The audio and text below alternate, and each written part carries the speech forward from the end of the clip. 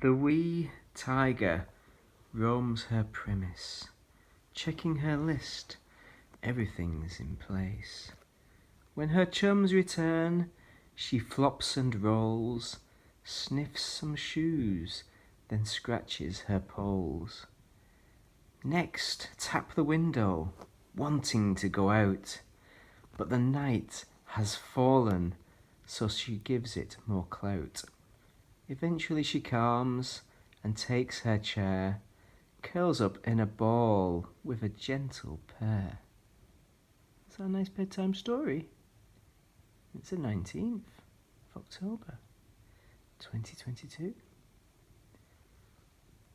The Pussycat. Oh, you're pawing. You wanted to paw? Want to sniff? No, no, sniff.